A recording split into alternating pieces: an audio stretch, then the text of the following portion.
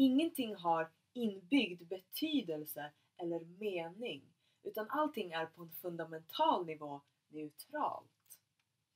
Vi människor däremot adderar ofta positiv eller negativ betydelse till saker och ting. Låt oss till exempel säga att jag har fått sparken från mitt jobb.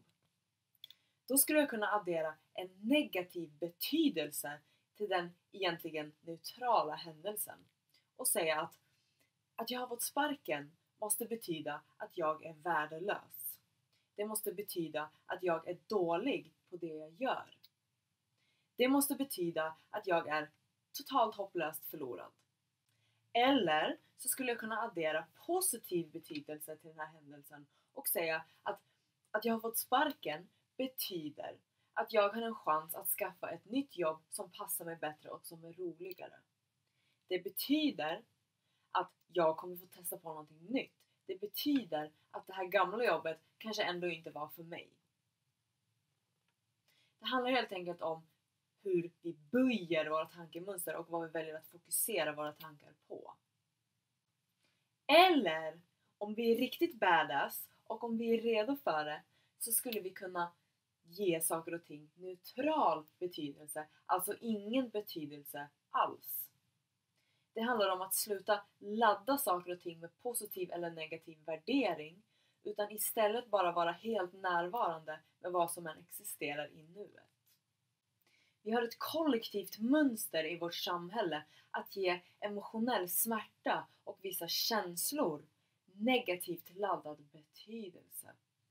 Vi stämplar smärta och vissa känslor som dåligt och fel. Bara det att vi kallar ofta vissa känslor som ilska, ledsamhet och irritation för negativa känslor säger en hel del. Vi föds med neutral betydelse till saker och ting eller ingen betydelse av saker och ting och lär oss sedan av vår omgivning i vår uppväxt att tillsätta negativ laddning eller negativ betydelse till saker. Vi växer upp och adopterar den trend i form av tankemönster som redan existerar inom samhället. Vår omgivning och samhället lär oss att ge vissa känslor och smärta negativ betydelse på många olika sätt. Till exempel, vi bestraffar barn när de känner och uttrycker negativa känslor eller smärta. Vi försöker distrahera barn eller ta dem ifrån sina känslor genom att till exempel säga "Men kolla där borta!" när ett barn gråter. Vi är ofta inte närvarande med negativa känslor. Vi ignorerar ofta negativa känslor. Vi pratar ofta om negativa känslor som att det har en negativ betydelse.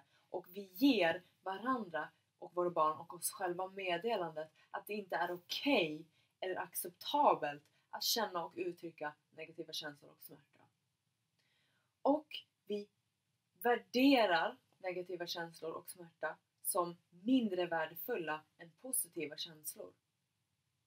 Och när vår uppväxtmiljö inte är kapabel att acceptera och älska smärta och negativa känslor hos oss så börjar vi förtrycka alla de delarna av oss själva i rädslan av att inte bli älskade och accepterade. Så vi börjar förtrycka en hel del av vår smärta och negativa känslor och vi börjar ge en negativt laddad betydelse som till exempel min smärta och mina negativa känslor betyder att jag är en dålig, fel, oälskvärd och värdelös person. De betyder att jag är en svag person. Min smärta och mina negativa känslor är onda och de är här för att förgöra mig och förstöra för mig. Jag måste bli av med dem. Och så vidare och så vidare och så vidare. Låt oss prata lite grann om den neutrala funktionen och syftet bakom smärta och negativa känslor. Smärta och negativa känslor är känslotillstånd som uppstår inom oss när vi upplever kontrasten till eller motsatsen till det vi vill uppleva. När vi upplever det vi skulle kunna kalla för negativa upplevelser. Det uppstår inom oss när vi upplever kontrasten till universums natur som vi skulle kunna beskriva som kärlek.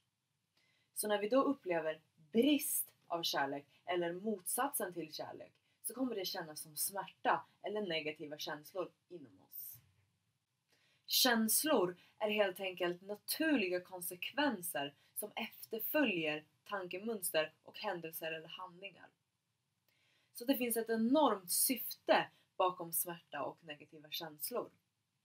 De berättar för oss att vi är ur linje med det vi vill uppleva. De lär oss vad vi inte vill uppleva så att vi bättre kan förstå essensen av det vi vill uppleva.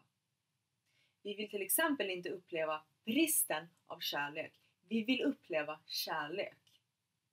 Och i sekunden då vi upplevt bristen av kärlek så är vi då ett steg närmare att förstå dess motpart, dess kontrast, alltså kärlek.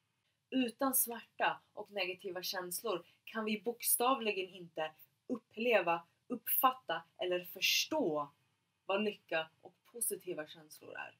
Smärta och negativa känslor bör alltid lyssnas på, för de försöker alltid säga något värdefullt till oss. Och minuten vi faktiskt börjar lyssna på dem på riktigt är minuten då de kommer börja blåsas ur och skiftas. Det uppstår problem när vi inte inser värdet och syftet bakom smärta och negativa känslor, utan när vi istället adderar negativ betydelse och mening till det.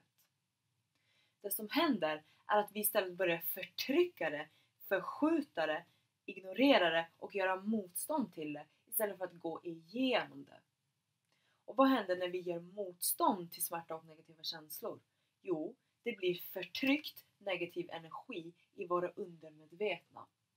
Det här känns som lidande för oss, och inte bara det, den förtryckta smärtan är fortfarande en del av det som speglar och skapar våra externa verkligheter på ett vibrationellt plan.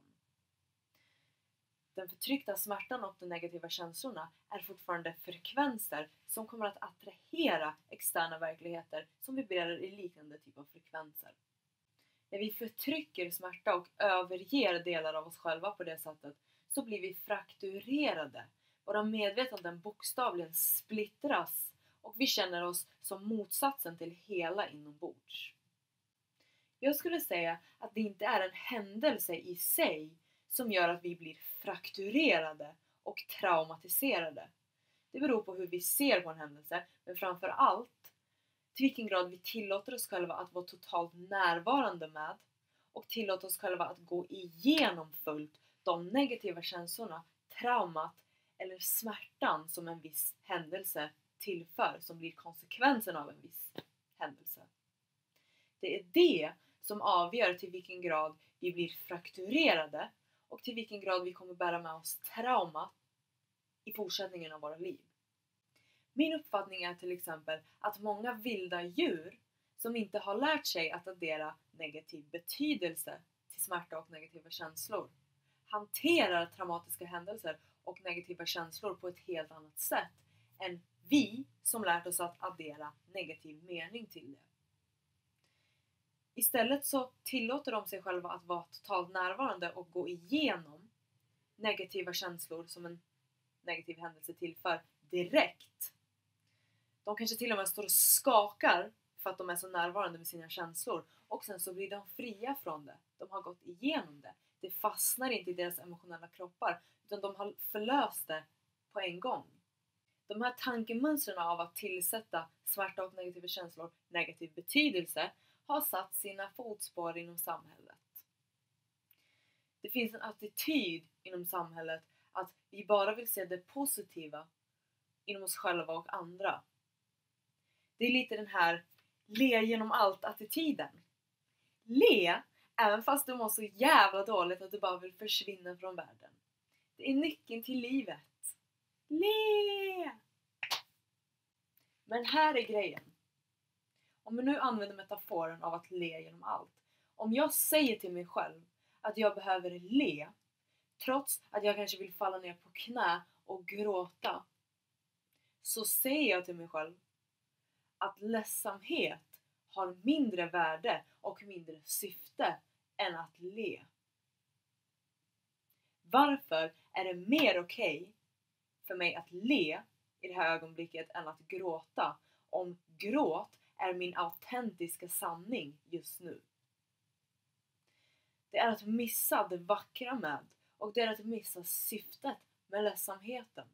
Så jag är här för att berätta för dig att om inte du känner för att le just nu, så fucking le inte. Du behöver inte tvinga dig själv till att le eller verka glad när det inte är sanningen av där du är just nu. Så gör det bara inte. Jag är här för att erkänna att tvinga sig själv att le eller vara glad när man inte är det känns vidrigt. Det är eskapism, det är flykt, det är inte sanning. Att le och vara glad trots allt är inte positivt tänkande eller fördelaktigt tänkande. Det är att vara i förnekelse och göra motstånd till sanningen av där vi är just nu emotionellt. Och jag vet, vi är naturligt drivna till att följa lycka och positiva känslor, och det är meningen att lycka och positiva känslor ska kännas mer bekvämt och bättre inom oss så att vi kan följa dit det leder oss. Eftersom lycka och positiva känslor leder oss mot expansion.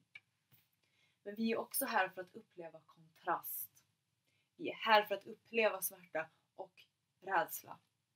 För utan det så hade vi bokstavligen inte vetat eller kunnat förstå vad lycka är.